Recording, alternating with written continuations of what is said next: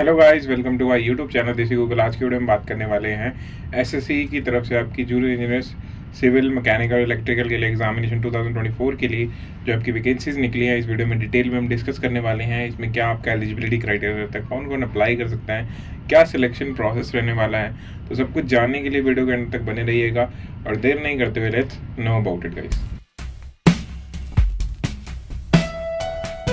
तो नोटिफिकेशन के स्टार्टिंग में सबसे पहले इंपॉर्टेंट डेट्स की बात कर लेते हैं। तो जो आपका सबमिशन है वो 28 मार्च से स्टार्ट हो चुका है और लास्ट डेट इसकी जो 18 अप्रैल रहने वाली है। और जो आपका 18 अप्रैल को आपकी जो रात के 11 बजे तक ही आप अप्लाई कर पाएंगे, इसके बाद अप्लाई नहीं कर पाएंगे। और करेक्शन विंडो के लिए जो आपकी खुलेगी एप्लीकेशन के लिए, तो उसमें 22 अप्रैल से लेकर 23 अप्रैल तक आपका एक दिन का रहेगा। शेड्यूल जो है इनका पेपर 1 के लिए सीबीटी बेस्ड, उसका आपका 4 जून से लेकर 6 जून तक बता दिया गया है। और टेंटेटिव शेड्यूल जो पेपर 2 के लिए रहने वाला है वो भी नोटिफाई कर दिया जाएगा। नेक्स्ट हम बात करते हैं इसी के अंदर आपकी तो पोस्ट और डिटेल की बात करने वाले हैं। आपकी एजुकेशनल एसेंशियल एजुकेशन क्वालिफिकेशन क्या रहता है। सबसे पहले नंबर पे बॉर्डर रोड ऑर्गेनाइजेशन के अंदर आपकी जेई की सिविल की डिप्लोमा इन सिविल इंजीनियरिंग मांगा है। आपके अप टू 30 ईयर्स आपकी एज लिमिट है और 2 ईयर्स का आपके पास वर्किंग एक्सपीरियंस होना चाहिए इन प्लानिंग, एग्जीक्यूशन या maintenance of civil engineering works.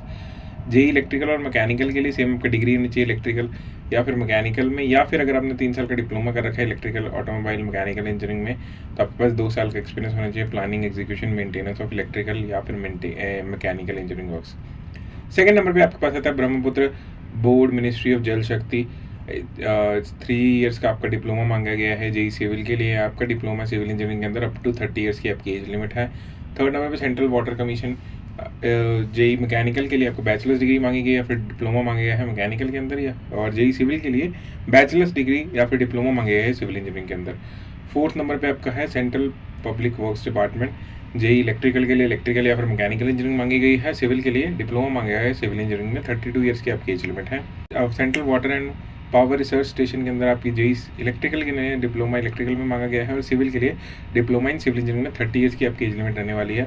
6 number पे DGQA naval ministry of defence के अंदर जेई मैकेनिकल में आपकी डिग्री मांगी गई है मैकेनिकल के अंदर, या फिर अगर आपने डिप्लोमा कर रखा है तो आपके पास 2 साल का एक्सपीरियंस होना चाहिए। और जेई इलेक्ट्रिकल के लिए आपके पास इलेक्ट्रिकल इंजीनियरिंग होनी चाहिए डिग्री, और आपकी जो अगर आपने डिप्लोमा कर रखा है तो आपके पास 2 साल का एक्सपीरियंस होना चाहिए। अप टू 30 ईयर्स की एज लिमिट आपकी रहने वाली है इसके अंदर। 7 नंबर पे है Farakka barrage project ministry of जल शक्ति के अंदर आपकी जेई इलेक्ट्रिकल के लिए डिप्लोमा मांगा गया है इलेक्ट्रिकल इंजीनियरिंग में, और सिविल के लिए डिप्लोमा सिविल के अंदर आपकी 30 ईयर्स की एज लिमिट रहने वाली है।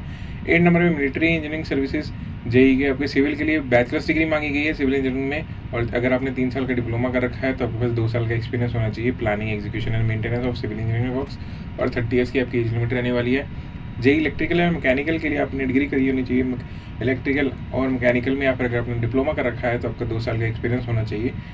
9 नंबर पे है national technical research organisation JE civil की आपकी डिप्लोमा इन सिविल इंजीनियरिंग में अगर आपने कर रखा है तो आप एलिजिबल रहने वाले हैं और 30 ईयर्स की आपकी एज लिमिट रहने वाली है।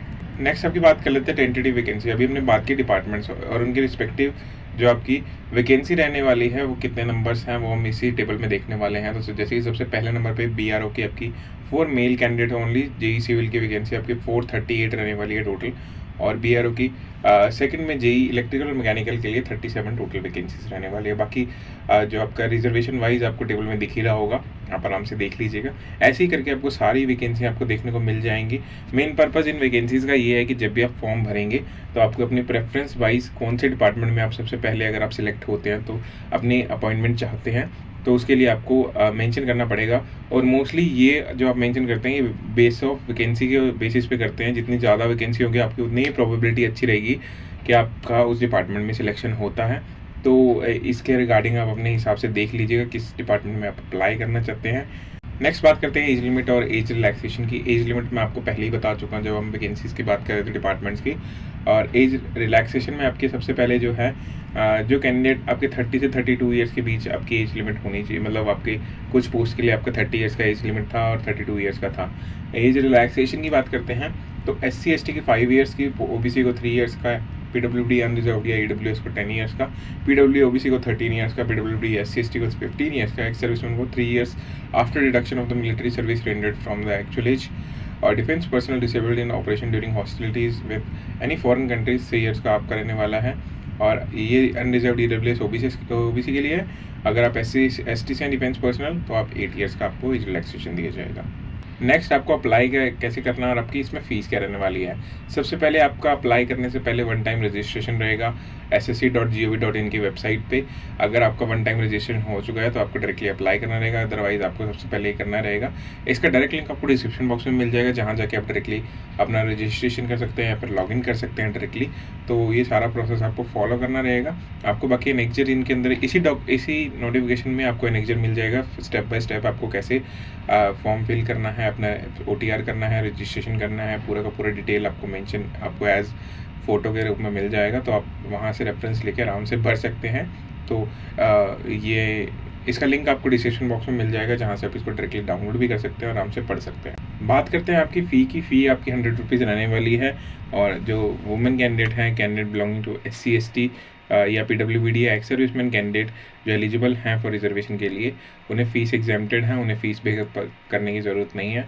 जो फ़ीस है वो आपकी ऑनलाइन मोड में ही होगी, जिसमें UPI, नेट बैंकिंग या फिर credit card, debit card, master card, maestro या रुपी क्रेडिट और डेबिट कार्ड, किसी से भी आप अपनी फ़ीस भर सकते हैं। इसके अलावा कोई और तरीका नहीं है।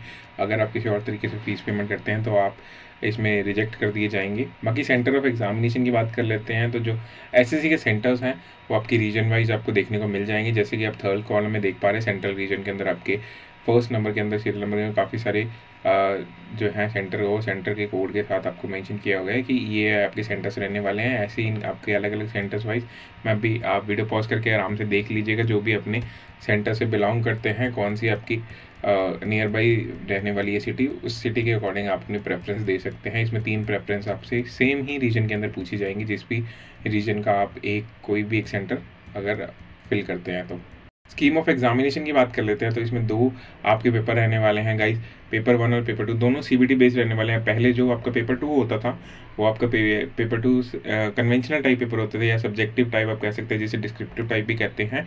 इसमें जैसे आपकी डिग्री के अंदर पेपर आपको पूरे के पूरे रिटर्न में रहते हैं, वैसे पहले था, और अभी करंटली जो सिनेरियो है वो CBT बेस्ड कर दिया गया है। दोनों पेपर आपके CBT बेस्ड रहने वाले हैं, मल्टीपल चॉइस क्वेश्चन रहने वाले हैं इसके अंदर। तो पेपर 1 की बात करते हैं, तो कंबाइंड कंप्यूटर बेस्ड एग्जामिनेशन, पहले नंबर में सबसे पहले रीजनिंग और इंटेलिजेंस आने वाली है। सेकंड नंबर पे जनरल अवेयरनेस, थर्ड नंबर पे पार्ट ए सिविल इंजीनियरिंग आपका जनरल इंजीनियरिंग का रहने वाला है, या फिर आप अगर इलेक्ट्रिकल से हैं तो इलेक्ट्रिकल का आएगा, और या फिर मैकेनिकल से तो मैकेनिकल का आएगा। टोटल आपके 200 मार्क्स रहने वाले हैं, 200 क्वेश्चन रहने वाले हैं, 2 आवर्स की ड्यूरेशन रहने वाली है, और 40 मिनट्स जो है स्क्राइब के लिए अलग से कैंडिडेट को उनको दिए जाएंगे। और पेपर 2 की बात करते हैं तो CBT के अंदर सेम आपका सिर्फ जो क्राइटेरिया रहने वाला है वो आपका सिविल का ही रहने वाला है। अब जिस भी मतलब जनरल इंजीनियरिंग ही रहने वाली है इसके अंदर। 100 क्वेश्चंस रहेंगे, 300 मार्क्स के, 2 आवर्स की ड्यूरेशन इसके अंदर आपकी रहने वाली है। और जो पेपर 1 और पेपर 2 दोनों आपकी बाईलैंग्वेज रहने वाले हैं, दोनों हिंदी और इंग्लिश दोनों में रहेंगे। नेगेटिव मार्किंग की 0.25 की आपकी ईच रॉन्ग आंसर की नेगेटिव मार्किंग रहेगी पेपर 1 के अंदर, और 1 मार्क की आपकी पेपर 2 के अंदर आपकी नेगेटिव मार्किंग रहेगी। 33% आपकी सेकंड पेपर में और 25% आपके फर्स्ट पेपर में नेगेटिव मार्किंग डायरेक्टली रहने वाली है। तो आपको इंडिकेटिव सिलेबस अब देखने को मिल जाएगा कि क्या आपका इसमें सिलेबस रहने वाला है। तो सबसे पहले जैसे पेपर 1 में जनरल इंटेलिजेंस या रीजनिंग है, तो इन्होंने पूरा बता दिया है क्या है, जनरल अवेयरनेस से क्या रहने वाला है, और आपकी जनरल इंजीनियरिंग में क्या रहने वाला है आपका पूरा का पूरा लगभग अभी इन्होंने ब्रीफ है ये सब इसी का। इसके साथ आपको डिटेल सिलेबस भी सेम नोटिफिकेशन में मिल जाएगा, जो अभी हम देखेंगे।